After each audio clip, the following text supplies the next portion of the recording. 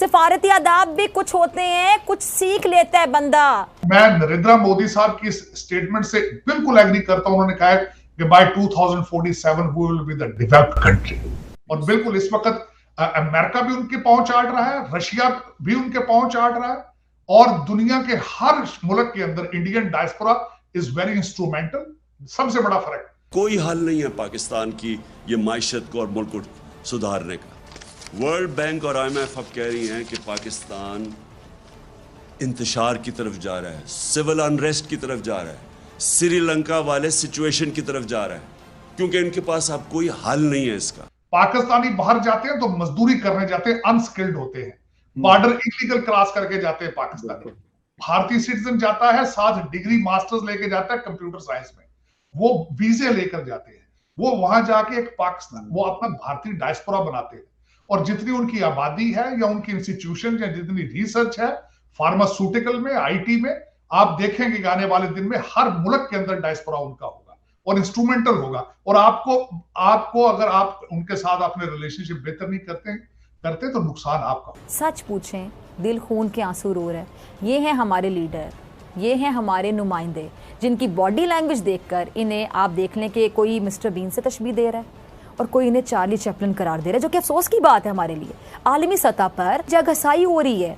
Indian media जो कि तनकीद का मौका नहीं जाने देता, पाकिस्तान पे तनकीद जब भी करनी होती है वो आगे आगे होते हैं। वो हमारे वजीर आजम की वीडियो शेयर कर रहे हैं। प्यूटन से मुलाकात के दौरान वजीर आजम शहबाज शरीफ साहब से हेडफोन नहीं लगाया जा रहा था, इसके लिए भी उनको मदद लेनी पड़ रही थी। हद है, मतलब क्यों हाथ पांव फूल जाते हैं। इस वक्त बिल्कुल गलत होगा कि अगर आप अपना भारत के साथ और बांग्लादेश के साथ कंपैरिजन करें। आपको चाहिए छोड़ दें, आपका कंपैरिजन इस वक्त अफगानिस्तान के साथ है। वो वजह यह है कि आप खान साहब फरमाते हैं कि वो आपको जिहाद के लिए तैयार कर रहे हैं। खान साहब कहते हैं कि तबलीग करो जाके, मैं आपकी जिहाद के लिए ट्रेनिंग कर रहा हूं, तो यही ट्रेनिंग जिहाद की अफगानिस्तान में हो रही है, और आपकी डायरेक्शन काबुल है, आपकी डायरेक्शन इज नॉट इंडिया, और आपका नॉट कंपैरिजन विद बांग्लादेश। वो दोनों मुल्कों ने बहुत तरक्की की है। भारत ने एक 10 साल में 11वीं पोजीशन से 5वें पर आगे हैं। अच्छा सर, एक चीज इसके अलावा अगर हम SCO की तरफ चले जाएं तो एक बहुत बड़ा फोरम है। ये लग रहा था कि शायद नरेंद्र मोदी जी से शहबाज शरीफ साहब की शायद हेलो हाय हो जाए, या फिर हम अपनी जो हटधर्मी की पॉलिसी में, इसलिए कह रहा हूँ सर कि इस वक्त हमें जरूरत है जिस चीज की, उसके बावजूद हम लगे हुए, कभी हम कहते हैं कि कश्मीर लेके देंगे, हम कभी कहते हैं कि हम ये लाल किले को फतह करेंगे, और कभी कहते हैं ये करेंगे, वो कहते हैं हम अपना काम कर रहे हैं, अपनी इकोनॉमी के ऊपर फोकस्ड है और हिंदुस्तान को हम मैन्युफैक्चरिंग हब बनाएंगे। सर शी जिनपिंग से हाथ नहीं मिलाते और चुप करके अपने काम पे फोकस्ड हैं। हम कुछ लर्न क्यों नहीं करते? 75 ईयर्स उनको भी हो गए, 75 हमें। देखिए, लर्न इन्होंने क्या करना है, मैं छोटी सी मिसाल देना चाहता हूँ कि चाइना और भारत का आपस में कई जंगें हो चुकी हैं।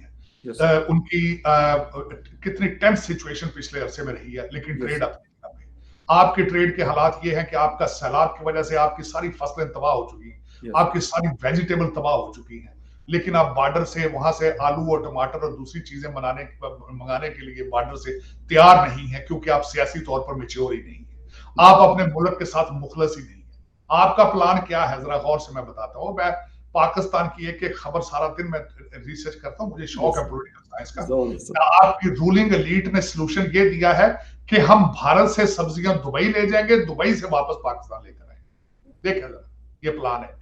ये कहते हैं कि हमें सऊदी अरेबिया भी उस तरह हेल्प नहीं कर रहा, हमें चाइना भी उस तरीके से हेल्प नहीं कर रहा।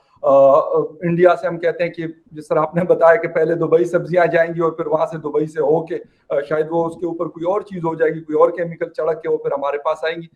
तो सर हम अगर चाइना हमारा जिसे कहते हैं कि ऑल वेदर फ्रेंड हम उसको कहते हैं, सऊदी अरेबिया भी काफी उन्होंने हेल्प की भी, लेकिन हम खुद क्यों नहीं कर पाते कुछ, और खुद क्यों नहीं अपनी डायरेक्शंस बनाना चाहते? मैं बल्कि फखर साहब यही कहने वाला था, दुनिया आपकी मदद करे लेकिन पाकिस्तानियों की मदद क्यों नहीं करना चाहते? हमारी फॉरेन पॉलिसी अभी अमेरिका ने जिस तरीके से F-16 के पार्ट्स के हवाले से $450 मिलियन का जो ग्रांट था वो रिलीज किया है, अप्रूवल उसकी मिली है, उस पे हिंदुस्तान ने कहा कि हमें कंसर्न्स हैं। तो मतलब लगता तो ऐसे कि इंडिया सर इन्फ्लुएंस कर सकता है अमेरिका को, क्योंकि आपने जिस तरीके से बताया, और हम देख भी रहे हैं कि पूरी दुनिया इस वक्त ऐसे लगी हुई है हिंदुस्तान के पीछे कि हर कोई चाहता है कि ये मार्केट मेरे पास हो, वो वेपन्स की हो या फिर दूसरी चीजों के लिए हो। क्या देख रहे सर हमारी फॉरेन पॉलिसी इस वक्त कुछ मतलब कर सकती है थोड़ा बहुत, या बिल्कुल ये भी लेटी हुई है? नहीं, मैं आपको पहले तो मैं फॉरेन पॉलिसी तो आपको बिल्कुल नहीं कुछ कर सकती, क्योंकि आपकी पोजीशन क्या है।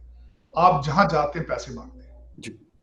एक फकीर मांगने वाले का और एक कस्टमर की क्या, इसको कंपेयर कर ले। भारत जहां जाता है कस्टमर एज ए कस्टमर जाता है, वो चीज खरीदने जाता है, बल्कि बांग्लादेश को वो इमदाद देते हैं, कर्जे देते हैं। जी। आप जहां जाते हैं पैसे मांगते हैं, आपके वज़ीर आज़म ने तकरीरों में भी बता दिया।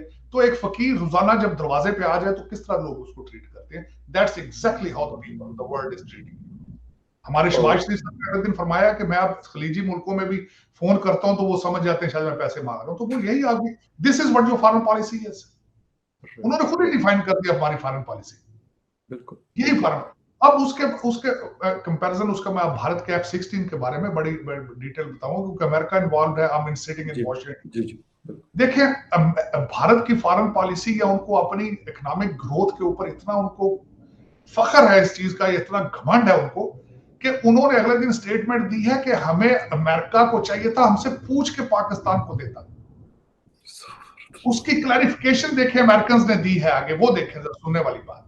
उन्होंने अमेरिकन ने क्लैरिफिकेशन दी है कि हम F-16 जो पाकिस्तान को जो कर रहे हैं अपग्रेड, उसमें कोई ऐसी चीज नहीं लगाएंगे जिससे खित्ते में कोई नया खतरा पैदा हो। मतलब यह है कि पाकिस्तान के पास कोई ऐसी ऑफेंसिव चीज आ जाए जो भारत के लिए जो अच्छी ना हो, हम नहीं देंगे, सिर्फ अपग्रेड करेंगे सिस्टम। और साथ उन्होंने क्लैरिफिकेशन दी, साथ ही उन्होंने ये भी कहा है कि भारत को इससे खतरा महसूस नहीं होना चाहिए। भारत के पास राइफल तैयारे जो हैं वो F-16 से बेहतर है। F-16 3.4 जनरेशन है, जो राफेल है 5.4 जनरेशन है।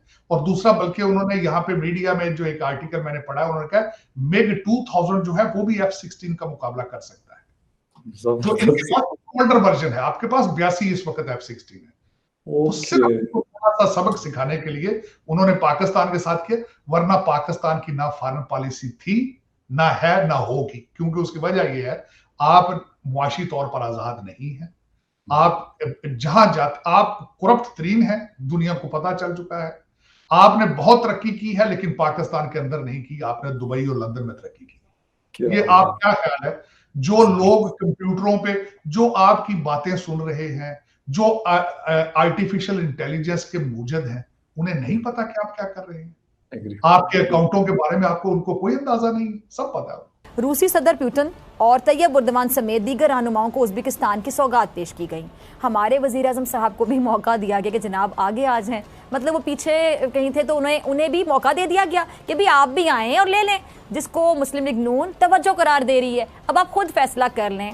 कितनी अहमियत और कितना मुकाम दिया गया हमारे वज़ीर आज़म साहब को। अच्छा, इससे पहले भी अक़वाम मुत्तहिदा के जो सेक्रेटरी जनरल हैं, उनके बाजू खींचते हाथ पकड़ते दिखाई दिए जैसे कोई बच्चा मेले में अपने पापा के साथ गया हो तो इस तरह की हरकत कर रहा हो। अब वो कह रहा हो कि जी अब इधर लेना है, ये लेना है, वो लेना है, इधर चलें उधर चलें, कहाँ जाएं, इधर देखें उधर देखें। मतलब हद है। सिफारती आदाब भी कुछ होते हैं, कुछ सीख लेता है बंदा।